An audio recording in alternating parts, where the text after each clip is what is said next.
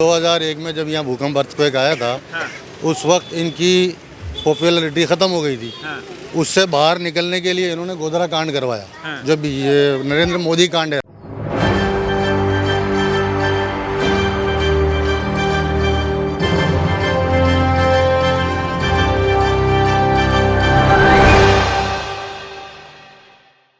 नमस्कार, मैं हूं राहुल शर्मा। आप देख रहे हैं SP9 न्यूज़। स्वागत है आप सभी का हमारे इस प्रोग्राम में। और प्रोग्राम की शुरुआत गुजरात से।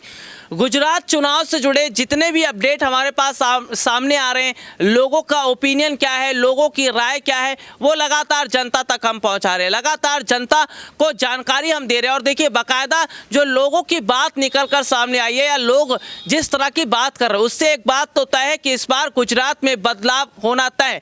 यानी कि गुजरात में एक और जहां भाजपा को बड़ा झटका लगेगा, वहीं दूसरी तरफ हम तस्वीर देख रहे हैं कि गुजरात में कांग्रेस पार्टी के आने की सबसे ज्यादा चांस नजर आ रहे हैं। गुजरात में कांग्रेस पार्टी को 100 से ज्यादा सीटें मिलती नजर आ रही है। हम अपने दर्शकों को अभी थोड़ी देर में एक रिपोर्ट दिखाएंगे कि कैसे गुजरात की जनता इस बार बदलाव की बात कर रही है और यह बदलाव बीजेपी के लिए कितना बड़ा नुकसान का मामला देखने को मिला। दरअसल गुजरात में बीते 27 साल से मौजूद भाजपा ने किसी भी मुद्दे को लेकर काम नहीं किया है। 27 साल से गुजरात में मौजूद भाजपा हिंदू मुस्लिम धर्म और जाति की लड़ाइयां लड़ती रही है, हिंदू मुसलमान के नाम पर राजनीति करती रही है। और यही वजह है कि गुजरात की जनता इन वजह से बहुत ज्यादा परेशान हुई है। लगातार महंगाई का बढ़ना, लगातार कारोबार का ना होना, काम ठप रहना, कंपनियों का बंद हो जाना, फैक्ट्रियों पर ताले लग जाना, ये तमाम तरह के मुद्दे हैं जो गुजरात में असर पहुंचा रहे। गुजरात की जनता कह रही है कि यही हालात रहे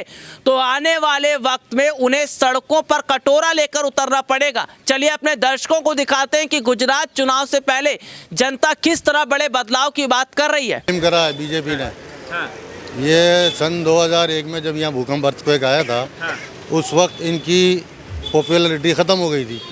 उससे बाहर निकलने के लिए इन्होंने गोधरा कांड करवाया, जो भी ये नरेंद्र मोदी कांड है असल में। वो उन्होंने वो कांड करवाया ताकि हिंदू वोट एक तरफ हो जाए। अच्छा।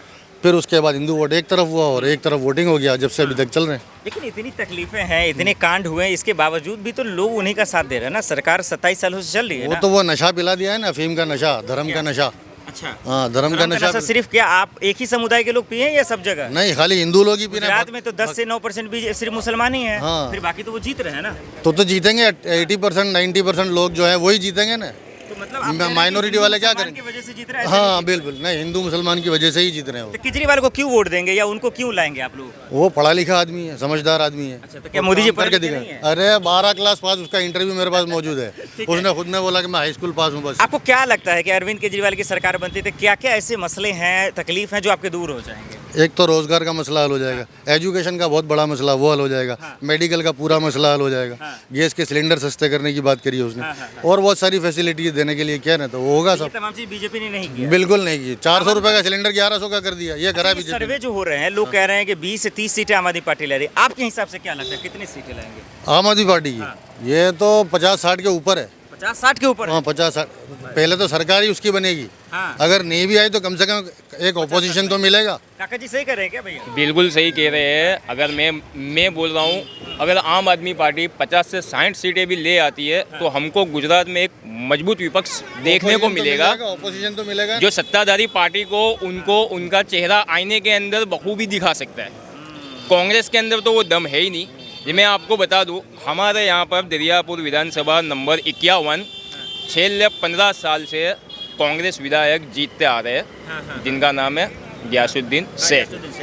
वो भी हमको दरियापुर के अंदर सिर्फ इलेक्शन के 3 महीने या 2 महीने के टाइम पे ही दिखाई देते हैं, उसके पहले वो दिखाई नहीं देते। उम्मीदवार की वजह से कांग्रेस कम है या उनके जो हाई कमान है उनके चेहरे की वजह से कम है? जैसे राहुल गांधी नहीं है, प्रियंका गांधी नहीं आ रही है। हाँ, ये ग्राउंड लेवल पे आते ही नहीं है ये लोग। अच्छा, इस वजह से कांग्रेस। हाँ, तो इस बार आप लोग फाइट किसके बीच देख रहे हैं? आम आदमी पार्टी के अंदर, गुजरात के अंदर अगर कांग्रेस 25, 30, 50, 60 सीटें ला भी रही थी तो मरहूम हमारे जो भरूच के जो सांसद MP थे, राज्यसभा के सांसद अहमद पटेल साहब, उनकी बदौलत ही आ रही थी।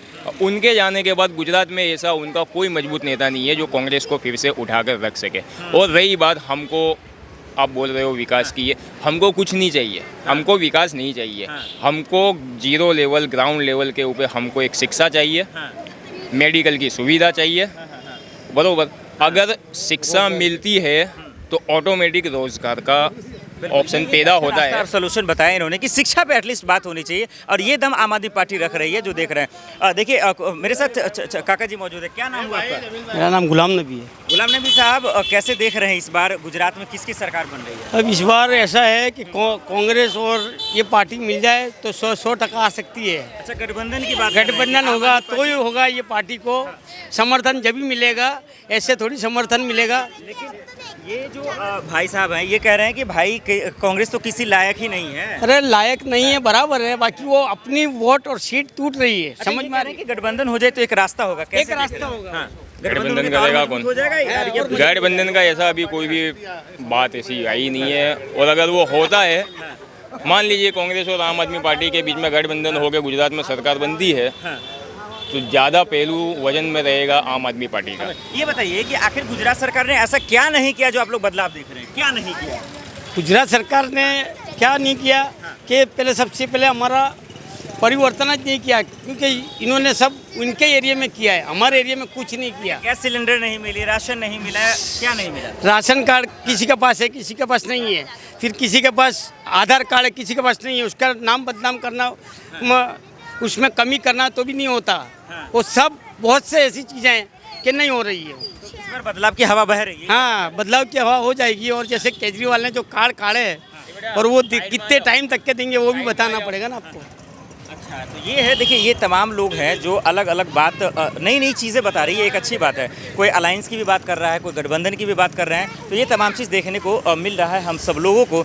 एक आखिर में एक सवाल ये भी लेने की कोशिश करेंगे और समझने की कोशिश करेंगे। देखिए कुछ महिलाएं हैं, उनसे मैं बात करने की कोशिश करता हूँ। अच्छा चलो, पहले वो निकल रही हैं, शायद वो गुफ्तगू नहीं करना चाह रही है। तो एक सवाल और मैं ले लेता हूँ आखिर में, जो सवाल बहुत अहम सवाल है कि आखिर कांग्रेस को इस बार कितनी सीटें आ रही हैं? 17 में 77 सीटें थी उनके पास, यानी 2017 की बात करें। आम आदमी पार्टी की आगाज़ भी नहीं हुआ था क्योंकि आम आदमी पार्टी की इतनी चर्चा नहीं थी, लेकिन जब दिल्ली जीता, फिर पंजाब जीता, उसके बाद आम आदमी पार्टी का जो एक लहर है, एक आंधी है, वो थोड़ा सा जो है बीजेपी को बेचैन करने लगी, परेशान करने लगी। अब ये जान लेते हैं कि किसकी सरकार, कितनी सीटें आएंगी और सीएम का चेहरा का कितना फ़र्क पड़ने वाला है। तो इस बार किसकी सरकार बन रही है, आपको क्या लगता है?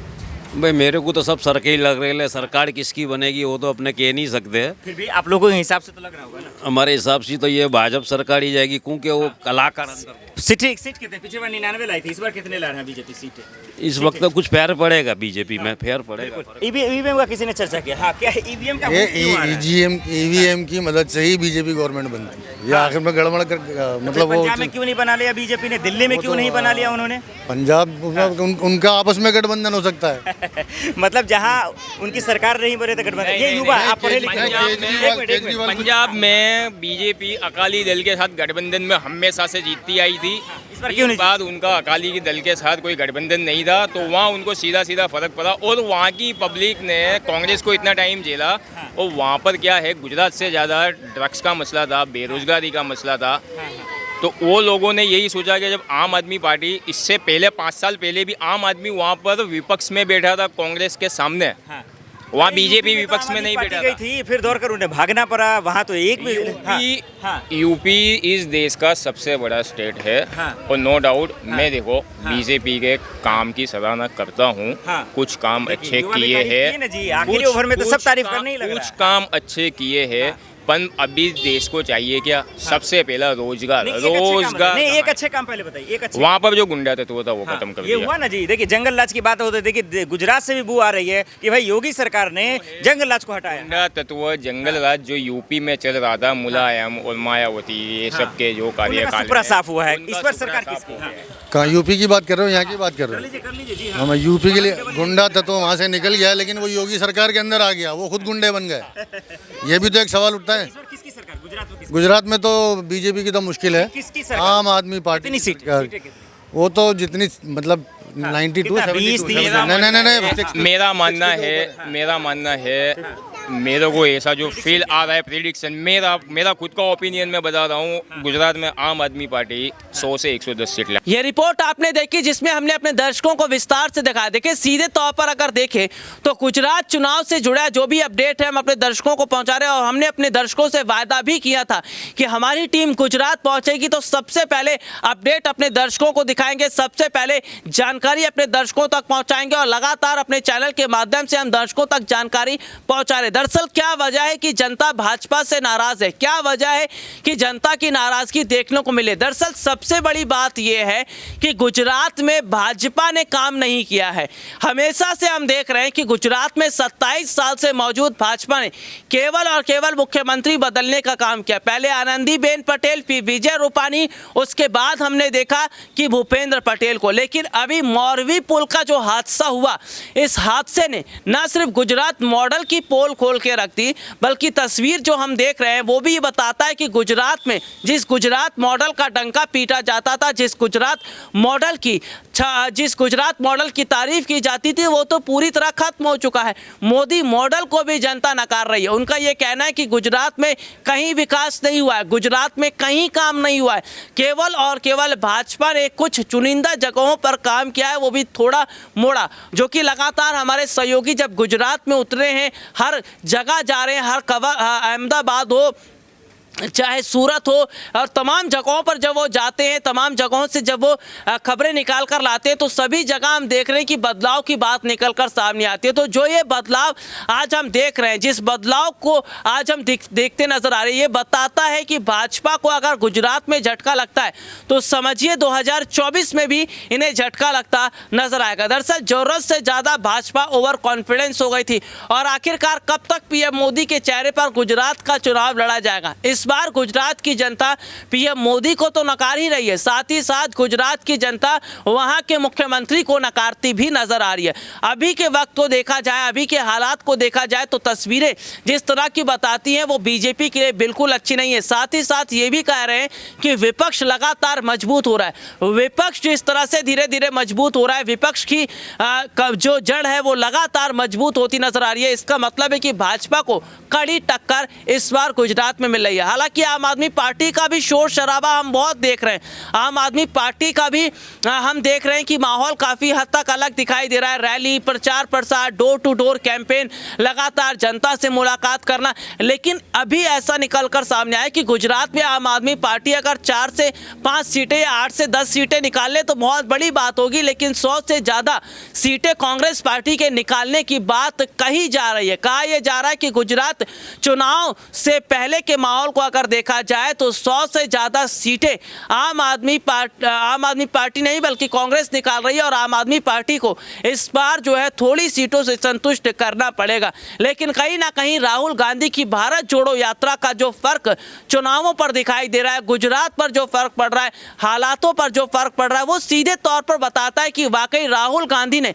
चुनावों के पहले, चुनाव के वक्त में भारत जोड़ो जो यात्रा की शुरुआत की, ये यात्रा वाकई बहुत अच्छी यात्रा है, और इस यात्रा से कहीं ना कहीं कांग्रेस पार्टी को एक नई जान मिली है।